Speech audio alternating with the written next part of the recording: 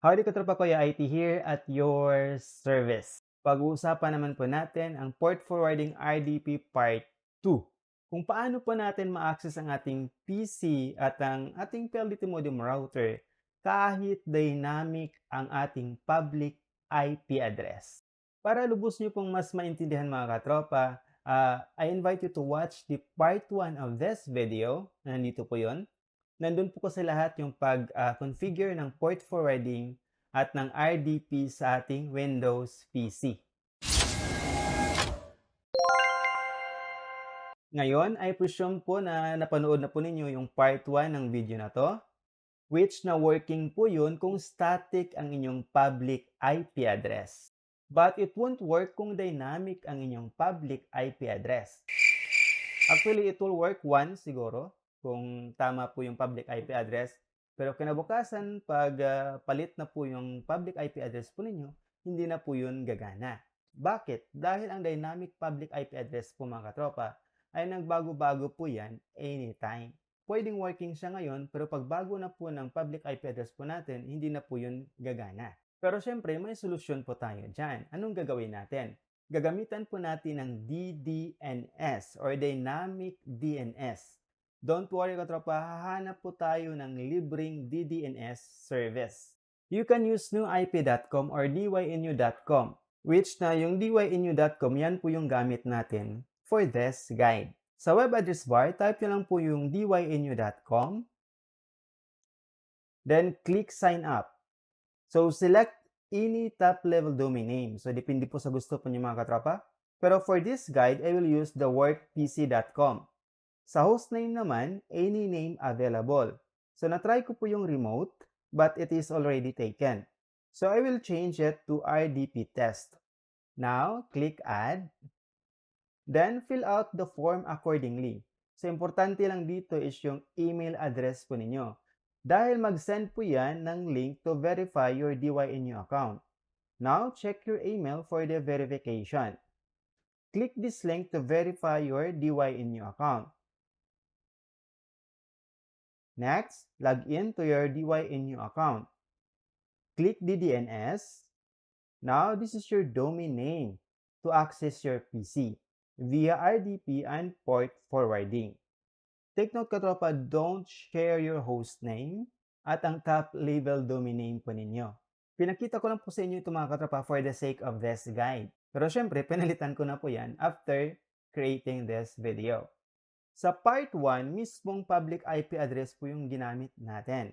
Dito naman, we will be using domain name. So, paano ito gamitin? So, like for example, pumunta ako sa France. Wow, France.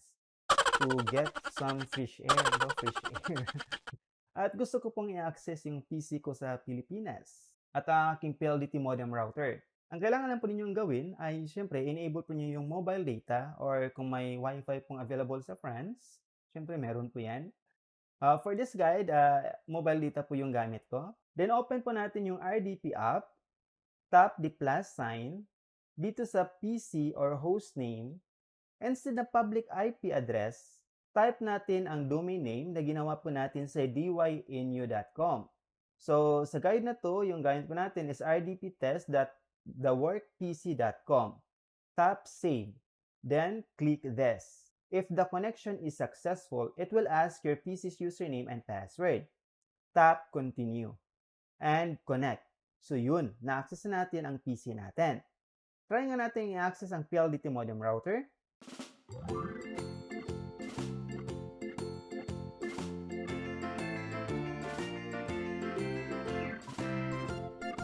Yun, na-access din po natin.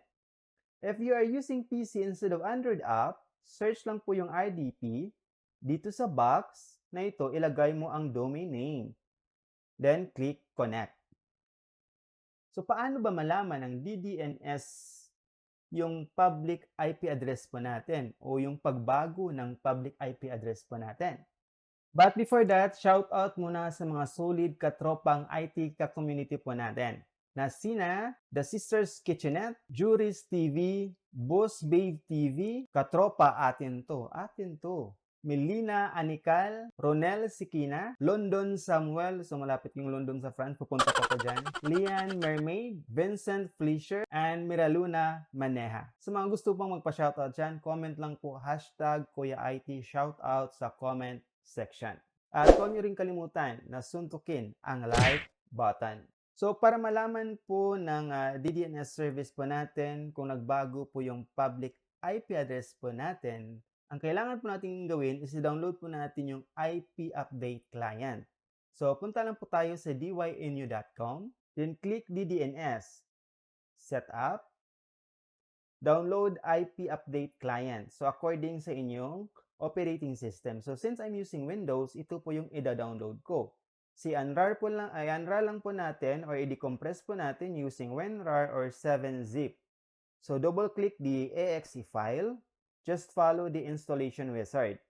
So check start, dynu IP client, then click finish. After that, open po natin yung IP client, dynu IP client, and then log in your dynu account, and then sign in.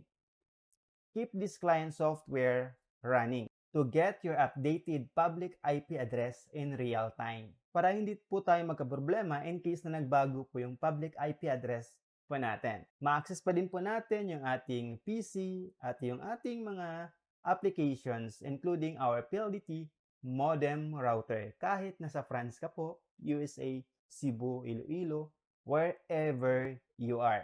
Again, meron po tayong problema sa ating PLDT modem router. Yun nga sa part 1, nabanggit ko na din po ito na once nag-start po yung ating PLDT modem router, nawawala din po yung configuration po natin sa ating port forwarding. So, it seems mga katropa na kailangan na talaga nating palitan yung ating PLDT modem router as a main router. Hopefully, sa susunod po natin mga videos, gagawa po tayo ng kung paano po i-bridge yung ating PLDT modem router at gagamit po tayo ng third-party router para medyo magawa na po natin yung mga kailangan po nating gawin. So, mahirap naman kasi po yung pag-configure po natin and then mag-restart, mawala po yung ating configuration, di ba? So, hopefully mga katropa, patuloy lang po inyong suporta. Once again, this is Kuya IT at your service.